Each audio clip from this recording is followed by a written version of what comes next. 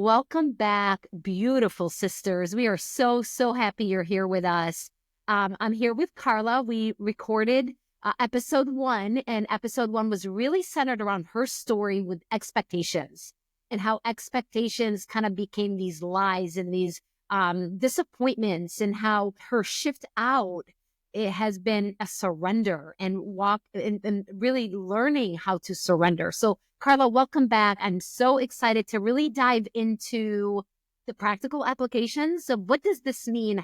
What are some actionable items? What are some ways that we can go from these unreasonable expectations and really release them and walk in freedom and walk in our true identity and walk in surrender and walk in peace? And you haven't even said a word yet and I can ramble. So I'm sorry, but welcome. We're so happy you're back. Let's dive in. I'm so happy to be back. And you're so right. It is so exciting because there is freedom, there is joy, there is peace, there is unity, there is strength. Yeah, I'm so excited to dive in. Me too. So what I'd love to start with, it's funny because I never know where we're going to go and then we know. What I'd love to start with is, what are some of the challenges? What are some of the negative things to having expectations, right? Like, what are some, like, how is that a challenge in our lives? Why do we want to let those go? Well, I think a lot of times expectations put weight where, and burdens. It makes me visualize these rocks and these boulders and these, stones that we kind of carry on our shoulders that really was never ours to carry. Yep. So expectations can come from childhood expectations. Expectations can come from interactions that you've had in relationships. It can come from movies. I mean, I don't know how many movies I've gotten expectations of what romance looks like, or what a healthy marriage looks like. And while we live in the reality of our world, and our world, even our society, has expectations of us as well, culturally, where we were born, who we were raised by, all of those things. While we do live in that reality, the worldly reality, we also live in this spiritual reality of our identity, who we are, who we're meant to be, comes from God our Father, our Creator, who loves us and made us with intention and purpose. And so all of those weights and boulders that we put on ourselves because we expect to be someone or do something really doesn't align with the true reality of why we were made, why we're here. It's interesting. As you were sharing, there was a bunch of things that came up for me. The first thing was, unhealthy expectations create burdens. And that's what we tend to do. And those unhealthy expectations are the ones that come from movies, outside world, what people have spoken over us, things we've even watched others do, going, oh, this, and that we carry that nobody ever put on us. Sometimes I put on expectations on myself that nobody put on me. And then I'm walking around trying to keep up with this expectation that's truly just like, where did that come from? You know? But I also want to look at, like, there are expectations that are also healthy, right? Like, there are, I do have expectations of my children to be respectful, to be kind, to be, whatever. I can list off a bunch. I do have expectations of myself to be loving, so there are healthy expectations also. And I think the difference is maybe us going, is this an unhealthy expectation? Is this an unreasonable expectation? Or is this an actually healthy expectation? Does anything come up for you there? Because I have more, but I could talk all day. So I have to pause. Yes, I'd love to share really quickly a filter that I would use in that unhealthy versus healthy expectation is it in alignment with the character of Christ? Yeah. So sometimes there are what we view as good expectations. Yep. But it is it is not a godly expectation. It is not a Christ-like expectation. And even those good expectations, even if they don't align, they're good for somebody else. They may be good for you, Nadine, but for me, that's not a good expectation for me. That's also a good point. Because it is not in alignment with who God has called me and created me to be. Yeah, that's a really good point. And what I'm hearing you say is healthy versus unhealthy is, where does it come from? Maybe we go to that filter of like, where does this expectation come from? Is this from something that is unhealthy, that is unreasonable? Is it from the world? Is it from toxicity? Is it from comparison? Is it from social media? Is it from, where does it come from? Or is it from the Word of God? And when you said that, the first thing that came up for me was, how do I know if it aligns with God's Word? I think we go to the fruit of the Spirit. And I think that's a really good filter, right? To go to the fruit of the Spirit. And I'll look that up here really fast so then we can go through them. But it's like love, joy, peace, patience, kindness, goodness, gentleness, faithfulness, and self-control. You did it. You got it all. I always miss gentleness. Me too. And my little guy Josiah would always correct me, and he's like, "My name is gentleness." So yay! But I think that's a great filter. Absolutely. Absolutely. And it also goes back to, when I'm in the Word of God, I will recognize the voice of God, and that will help me check myself of what's happening here. Where are these expectations coming from? It makes me think as well, Nadine, as you were thinking, or as you were talking, how important it is to surround yourself with people who love you well and love the Lord and can help you be that filter of, is this godly? Is this aligned with His Word? Because I know I'm not there yet. I can't know 100%. And certainly when I first started reading, I felt lost. Yeah. So surrounding yourself with the women who are really, really for you in a Christ-like, God-centered way is extremely impactful as we're weighing out these expectations. Is this healthy? Is this unhealthy? Is this getting me to where I want to be in 1 month, in a year, in 5 years, versus, is this just going to drag me down?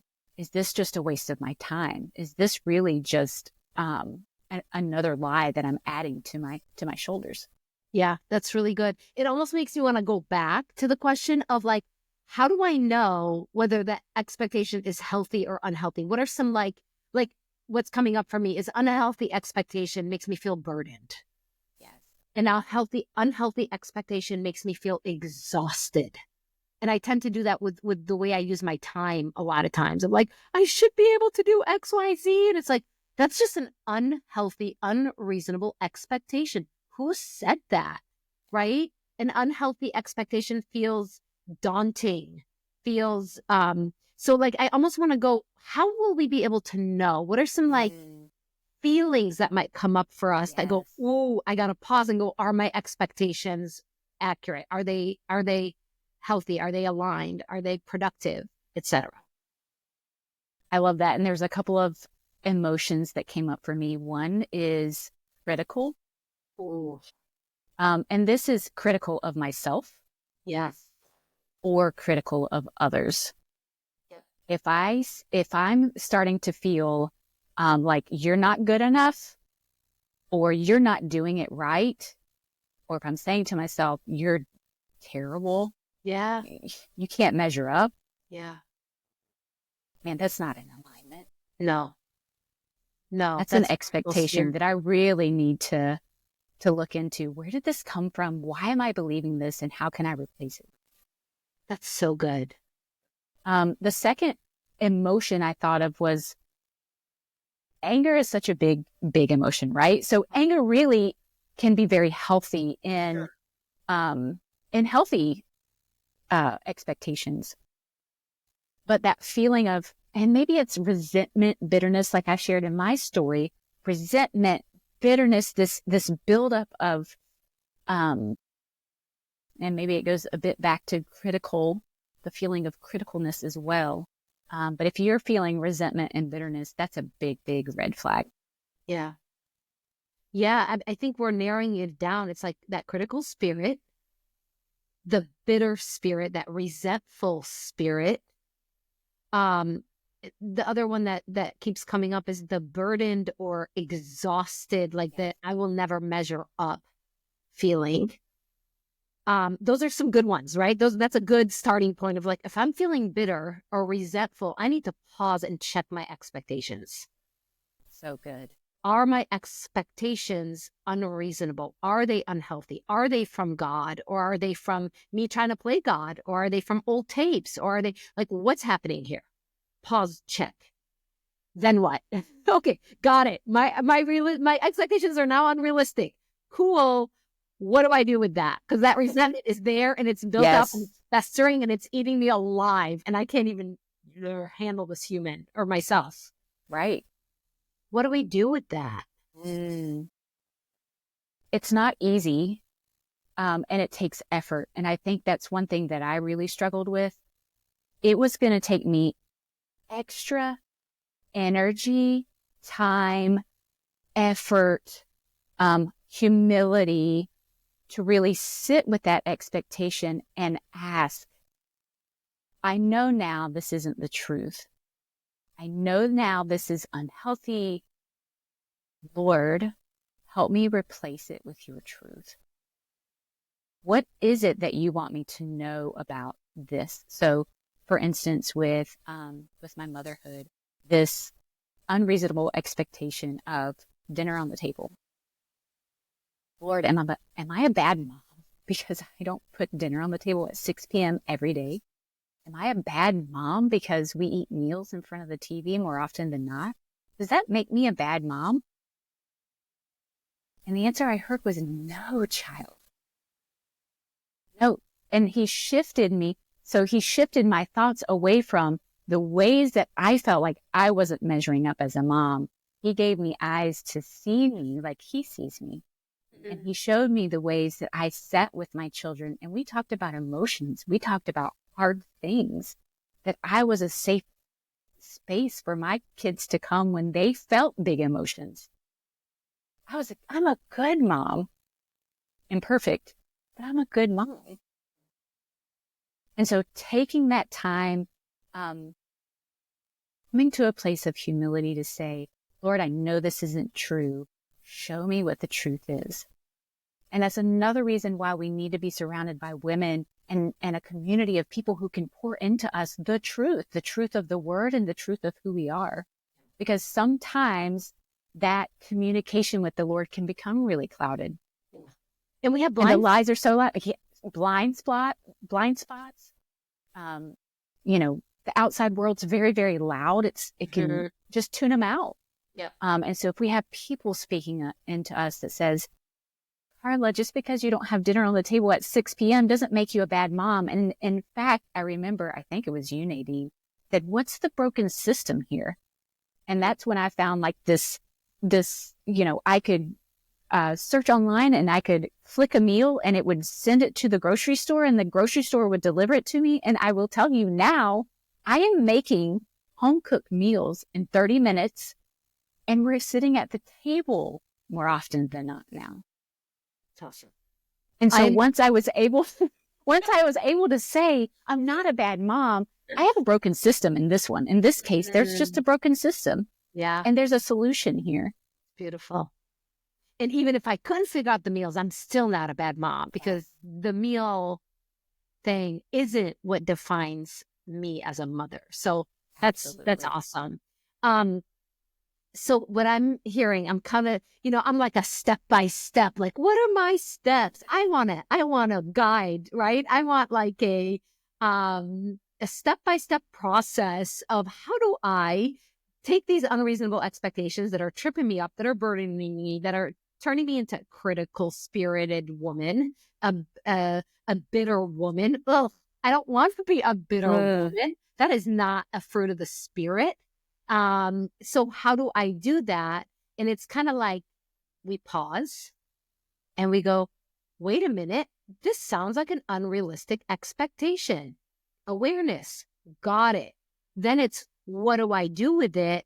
And what I heard there is a summary of redirect.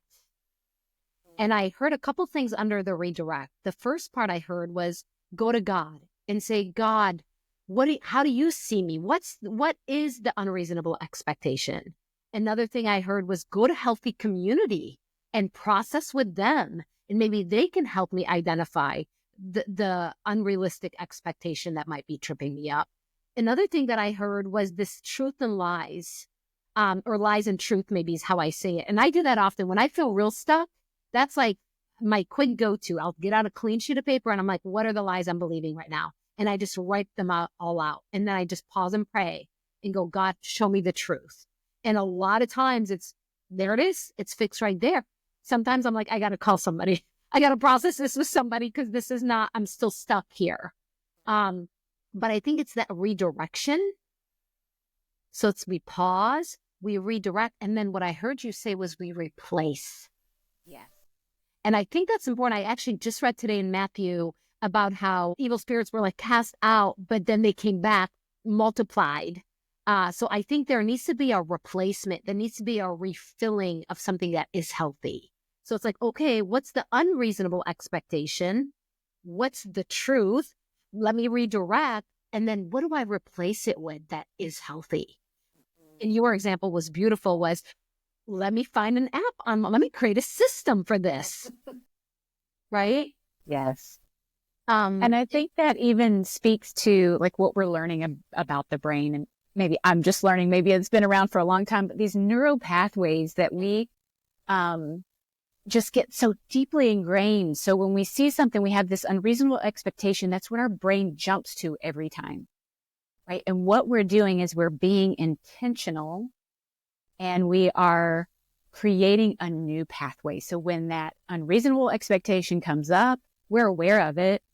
We can pause and we can say, I've done the work. I've spent the time here to know what I can replace it with. And instead of saying I'm a bad mom, I can say, I'm a great mom because, or this was just a broken system. It had nothing to do with my intrinsic value as a mom. And we can start creating those new neural pathways because we're replacing it. So no longer will it get stuck in the ditch of lies and burdens.